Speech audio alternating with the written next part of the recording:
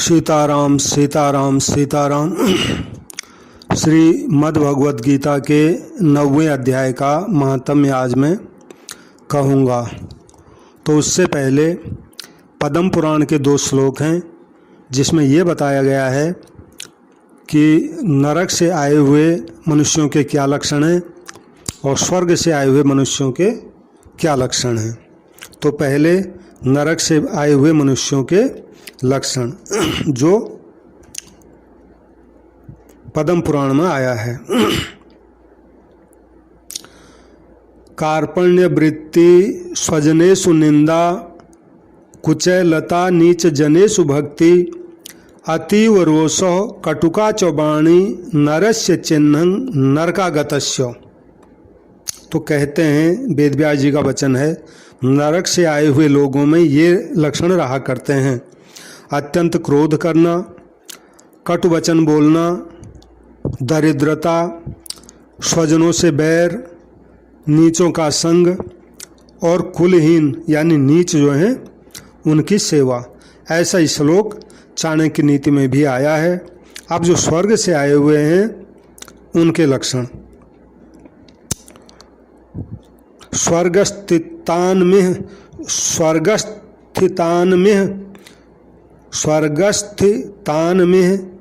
जीवलोके चत्वारि तेषां हृदये वसन्ति दानं प्रशस्तं मधुरा च वाणी देवार्चनं ब्राह्मण तर्पणं च। स्वर्ग से लौटकर मनुष्य लोक में आए हुए लोगों की देह में ये 4 लक्षण रहा करते हैं: दान करने में प्रवृत्ति, मधुर वाणी बोलना, देवताओं का पूजन करना और ब्राह्मणों को संतुष्ट रखना। ठीक इसी प्रकार का श्लोक चाणक्य नीति में भी आया है। अब श्रीमद् भागवत के 9वें अध्याय के 2 श्लोक में बोल रहा हूँ। 9वां अध्याय, इसमें 34 श्लोक हैं और राज विद्या राजगुह्योग इसका नाम है। श्री भगवान वाच इदं तु ते गुह्यतमं प्रवक्ष्याम्यनसूयवे ज्ञानं विज्ञानसहितं यज्ज्ञात्वा मोक्षसे शुभात् राजविद्या राजगुह्यं पवित्रमिदमुत्तमं प्रत्यक्षावगमं धर्मं सुसुखं कर्तुमव्ययम्। अब 9वें अध्याय का सारांश महाराज जी की वाणी में आया है, वो मैं बोल रहा हूँ। महाराज जी के शब्दों में सभी मनुष्य भगवत प्राप्ति के अधिकारी हैं, चाहे वे किसी भी वर्ण के हों, किसी आश्रम के हों, किसी संप्रदाय, देश, वेश आदि के क्यों न हों, वे सभी भगवान की तरफ चल सकते हैं। भगवान का आश्रय लेकर भगवान को प्राप्त कर सकते हैं। भगवान को इस बात का दुख है, खेद है और पश्चाताप है कि ये जीव मनुष्य शरीर पाकर, मेरी प्राप्ति का अधिकार पाकर भी मेरे को न प्राप्त करके, मेरे पास न आकर ये जन्म मरण में जा रहे हैं। मेरे से विमुख होकर कोई तो मेरी अवहेलना करके, कोई आसुरी संपत्ति का आश्रय लेकर और कोई सकाम भाव से यज्ञ आदि का अनुष्ठान करके जन्म मरण के चक्कर में जा रहे हैं। वे पापी से पापी हों, किसी नीच योनि में पैदा हुए हों और किसी भी वर्ण, आश्रम, देश, वेश आदि के हों, वे सभी मेरा आश्रय लेकर मेरी प्राप्ति कर सकते हैं। अतः इस मनुष्य शरीर को पाकर जीव को मेरा भजन करना चाहिए। तो भगवान कहते हैं मेरा भजन करना चाहिए इस मनुष्य शरीर को पाकर। अब 9वें अध्याय का महात्म्य। तो भगवान शिव शंकर जी माता पार्वती को कहते हैं, पार्वती अब मैं आदरपूर्वक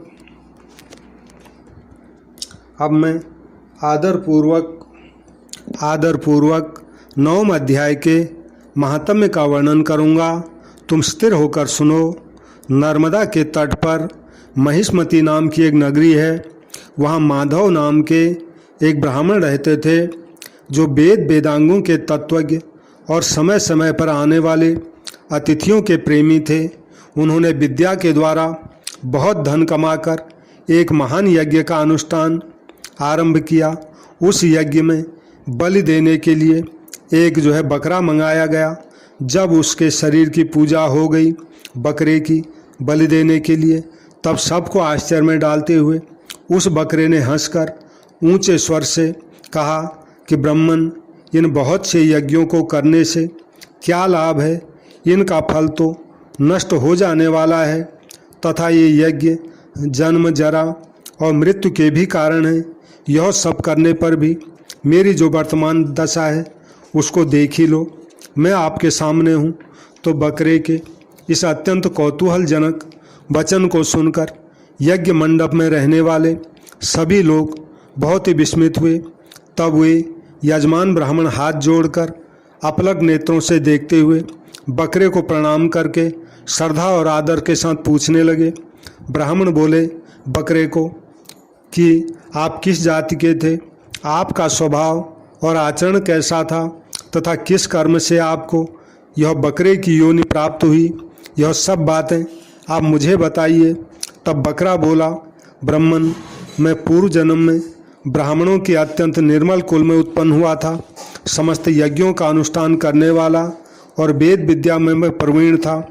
एक दिन मेरी स्त्री ने भगवती दुर्गा की भक्ति से विनम्र होकर अपने बालक के रोग की शांति के लिए बलि देने के निमित्त मुझसे एक बकरा मंगवाया।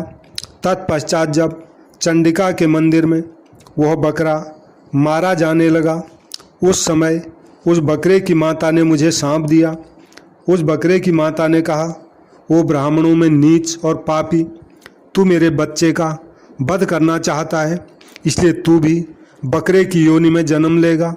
तो द्विजश्रेष्ठ तब कालवश मृत्यु को प्राप्त होकर मैं बकरा हुआ। यद्यपि मैं पशु योनि में पड़ा हूँ तो भी मुझे अपने पूर्व जन्मों का स्मरण बना हुआ है। ब्राह्मण, यदि आपको सुनने की उत्कंठा हो तो मैं एक और भी आश्चर्य की बात आपको बताता हूँ। कुरुक्षेत्र नाम का एक नगर है जो मोक्ष प्रदान करने वाला है। वहाँ चंद्र शर्मा नामक एक सूर्यवंशी राजा राज्य करते थे। एक समय जबकि सूर्य ग्रहण लगा था, तब राजा ने बड़ी श्रद्धा के साथ काल पुरुष का दान करने की तैयारी की। उन्होंने वेद वेदांगों के पारगामी एक विद्वान ब्राह्मण को बुलवाया और पुरोहित के साथ वे तीर्थ के पावन जल से स्नान करने को चले गए। तीर्थ के पास पहुंचकर राजा ने स्नान किया और फिर 2 वस्त्र धारण किए। फिर पवित्र एवं प्रसन्नचित होकर उन्होंने श्वेत चंदन लगाया और बगल में खड़े हुए पुरोहित का हाथ पकड़कर तत्कालोचित मनुष्यों से घिरे हुए अपने स्थान पर लौट आए। आने पर राजा ने यथोचित विधि से भक्तिपूर्वक ब्राह्मण को काल पुरुष का दान किया। तब काल पुरुष का हृदय चीर कर उसमें से एक पापात्मा चांडाल प्रकट हुआ। फिर थोड़ी देर के बाद निंदा भी चांडाली का रूप धारण करके काल पुरुष के शरीर से निकली और ब्राह्मण के पास आ गई। इस प्रकार चांडालों की ओर जोड़ी आंखें लाल किए निकली और ब्राह्मण के शरीर में हठात प्रवेश करने लगी।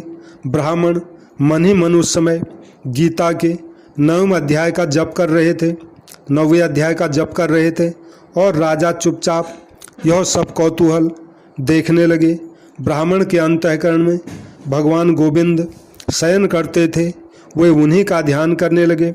ब्राह्मण ने जब गीता के 9वें अध्याय का जप करते हुए अपने आश्रयभूत भगवान का ध्यान किया, उस समय गीता के अक्षरों से प्रकट हुए विष्णु दूतों के द्वारा पीड़ित होकर वे दोनों चांडाल भाग चले वहाँ से। उनका उद्योग निष्फल हो गया। इस प्रकार इस घटना को प्रत्यक्ष देखकर राजा के नेत्र आश्चर्य से चकित हो उठे। उन्होंने ब्राह्मण से पूछा कि विप्रवर, इस महाभयंकर आपत्ति को आपने कैसे पार किया? आप किस मंत्र का जप तथा किस देवता का स्मरण कर रहे थे, वह पुरुष तथा वह स्त्री कौन थी, वे दोनों कैसे उपस्थित हुए और फिर कैसे वो शांत हो गए, ये सब कथा मुझे बतलाइए। तो ब्राह्मण ने कहा, राजन, चांडाल का रूप धारण करके भयंकर पाप ही प्रकट हुआ था तथा वह स्त्री निंदा की साक्षात मूर्ति थी। मैं इन दोनों को ऐसा ही समझता हूँ। उस समय में गीता के 9वें अध्याय के मंत्रों की माला जपता था। उसी का महात्म्य है कि सारा संकट दूर हो गया। महीपते, मैं नित्य ही गीता के 9वें अध्याय का जप करता हूँ, यानी पाठ करता हूँ। उसी के प्रभाव से प्रतिग्रह जनित आपत्तियों के पार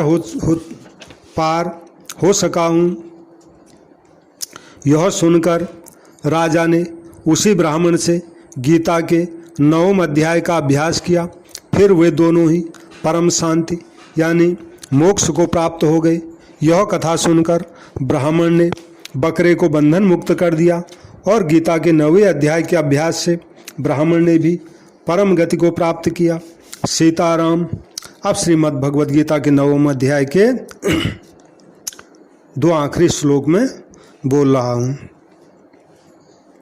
श्री भगवान वाच किं पुनर्ब्रह्मणा पुण्या भक्ता राजर्षयस्तथा अनित्यं सुखं लोकम् इमं प्राप्य भजस्व माम् मन्मना भव मद्भक्तो मद्याजिमा नमस्कुरु मामेवैश्ययुक्त्वेव मात्मानं मत्परायणो। तो श्रीमद् भगवत गीता का जो 9वां अध्याय है, इसका नाम है राज विद्या राजगुह्य योग और इसमें 34 श्लोक हैं। सीताराम। अब जो है गोस्वामी तुलसीदास जी के 2 दोहे में बोल रहा हूँ। तुलसीदास जी कहते हैं, तनु विचित्र कायर वचन अहि आहार मन घोर तुलसी हरि भय पक्षधर ताते कह सब मोर। तुलसीदास जी कहते हैं कि मोर का रंग बिरंगा विचित्र शरीर है और कायर की सी उसकी बोली है और सांप उसका भोजन है और मन उसका कठोर है। इतने अवगुण होने पर भी भगवान श्री कृष्ण ने उसकी पंख को अपने सिर पर धारण कर लिया। भगवान उसका यानी पक्ष रखने वाले हो गए तो सभी उससे प्रेम करते हुए मोर मोर कहने लगे। यानी ऐसे गए बीते का भी मोर अगर भगवान ने अपने सिर पर धारण कर लिया उसका पंख, तो सब मोर की बड़ाई करने लग गए। एक और दोहा है, करमठ कठमलिया कहे ज्ञानी ज्ञान विहीन तुलसी त्रिपद बिहाई गो राम दुहारे दीन। तुलसीदास जी कहते हैं जो कर्मठ यानी कर्मकांडी लोग हैं वो मुझे कठमलिया कहते हैं। कठमलिया यानी काठ की माला धारण करने वाला है। और जो ज्ञानी लोग हैं वो मुझे ज्ञान विहीन बताते हैं कि तुलसी बिल्कुल जो है ज्ञान विहीन है। और रही बात भक्ति की, तो उपासना करना मैं जानता ही नहीं, तो इसलिए मैंने तीनों ही मार्गों को छोड़ दिया है। मैं तो अपने प्रभु भगवान रामचंद्र जी के दरवाजे पर दीनहीन पड़ा रहता हूँ। बस यही मेरा साधन है। सीताराम सीताराम। सबसे मेरी विनती है, जो भी इस कथा को सुन रहे हैं वो मेरे चैनल को सब्सक्राइब करें और घंटी का बटन आएगा उसको दबा दें और इस कथा को लाइक करें। लोगों में इसका प्रचार हो, इसलिए अधिक से अधिक शेयर करें। और कुछ कहना हो तो नीचे कमेंट बॉक्स में जाके लिख दें। सीताराम सीताराम सीताराम।